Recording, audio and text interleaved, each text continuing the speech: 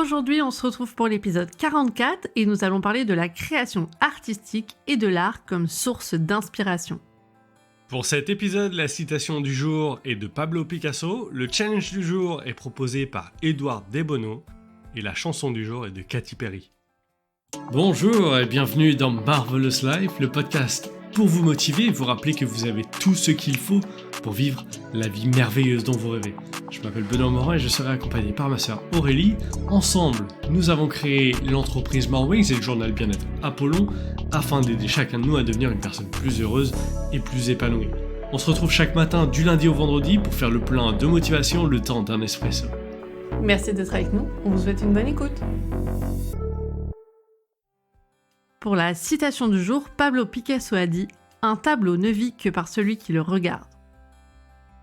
Pablo Ruiz Picasso est né le 25 octobre 1881 à Malaga dans le sud de l'Espagne et est décédé le 8 avril 1973 à Mougins en France. Picasso était un peintre, sculpteur, graveur, céramiste, scénographe et poète espagnol ayant passé l'essentiel de sa vie en France. Picasso a cofondé le cubisme, un mouvement artistique révolutionnaire qui a ouvert la voie à de nouvelles formes d'expression artistique. Son immense production, qui s'étend sur plus de 70 ans, comprend plus de 50 000 œuvres. Parmi les plus célèbres, on peut citer Guernica, une puissante peinture anti-guerre, ou encore Les Demoiselles d'Avignon, une toile révolutionnaire qui a marqué l'avènement du cubisme. Pablo Picasso est considéré comme l'un des artistes les plus influents de l'histoire, aux côtés notamment de Léonard de Vinci dont on a parlé dans l'épisode 32 sur la valeur du temps. Pour en revenir à la citation de Picasso, « Un tableau ne vit que par celui qui le regarde », l'art joue un rôle crucial dans l'inspiration de chacun en nous poussant à voir le monde sous de nouveaux angles, à réfléchir profondément et à explorer des territoires inconnus de notre propre créativité. Picasso a aussi dit « Tout l'intérêt de l'art se trouve dans le commencement.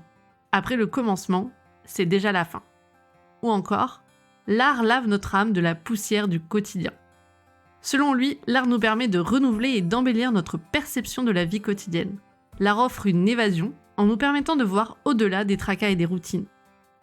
Après avoir parlé de Picasso, qui nous a rappelé que l'art prend vie dans le regard de celui qui le voit, on peut se tourner vers Van Gogh, qui nous emmène encore plus loin, là où les rêves deviennent réalité par la peinture. Vincent Van Gogh a ainsi dit « Je rêve mes peintures, puis je peins mes rêves ». Van Gogh exprime là une profonde connexion entre l'imagination et la création en elle-même. Vincent Van Gogh est né le 30 mars 1853 aux Pays-Bas. Sa vie a été un voyage à la fois géographique et émotionnel, marqué par la quête d'une expression artistique authentique et profonde. Van Gogh a vécu et travaillé dans plusieurs endroits au cours de sa vie, chaque lieu influençant son œuvre de manière significative. Après avoir commencé par travailler pour une entreprise d'art à La Haye, aux Pays-Bas, il a voyagé à travers l'Europe, vivant et créant à Paris où il a été exposé aux œuvres des impressionnistes et post-impressionnistes qui ont profondément influencé son style. C'est à Paris qu'il a commencé à expérimenter avec les couleurs vives et les techniques de pinceau qui ont caractérisé ses œuvres les plus célèbres. Mais c'est à Arles, dans le sud de la France, que Van Gogh a vraiment commencé à peindre avec les couleurs vibrantes et les styles expressifs pour lesquels il est le plus connu aujourd'hui. Là, il a créé certaines de ses œuvres les plus célèbres comme La Nuit étoilée, Les Tournesols et La Chambre à coucher. Toutefois, malgré son génie, Van Gogh a lutté contre des problèmes de santé mentale tout au long de sa vie, ce qui a conduit à son décès tragique en 1890 à l'âge de 37 ans. Van Gogh, qui était célèbre pour son oreille coupée, a commis cet acte d'automutilation tard dans la nuit. Pendant sa vie, il n'a connu que peu de reconnaissance pour son travail, et c'est surtout après sa mort que son talent a été reconnu mondialement. La vie et l'œuvre de Van Gogh sont un témoignage de sa lutte pour trouver la beauté et l'expression dans les moments de profonde douleur personnelle. Après tout, la création artistique est un processus qui permet de refléter l'expression de soi, l'exploration de nouvelles idées et la communication des émotions. À présent, pour le challenge du jour, on vous invite à pratiquer la pensée latérale. La pensée latérale est une technique de résolution créative des problèmes popularisée par Edouard Desbonneaux dans les années 60, un psychologue, médecin et spécialiste en sciences cognitives originaire de Malte. Il a écrit de nombreux ouvrages sur la pensée et la créativité, comme les 6 chapeaux de la réflexion. Sa technique de pensée latérale consiste à appréhender les problèmes sous plusieurs angles, nouveaux ou hors du cadre habituel, Vous raisonnez ainsi transversalement et explorez toutes les idées, même les plus farfelues. Pour penser latéralement, Édouard Desbonneaux suggère de recourir à ce qu'il appelle des opérations de provocation. Les opérations de provocation sont des exercices qui consistent à changer de perspective pour générer de nouvelles idées et trouver des solutions. En s'inspirant des 6 chapeaux de la réflexion d'Édouard Desbonneaux, on peut choisir d'adopter 6 positions différentes pour aborder un problème ou une idée. L'exercice consiste à prendre une feuille et un stylo, puis à noter les pensées qui nous passent par la tête en se concentrant 5 minutes sur chaque chapeau, ce qui correspond à 30 minutes d'activité. Tout d'abord, porter le chapeau blanc revient à se baser sur les faits et à faire preuve d'objectivité. Il est important de noter ce que nous savons.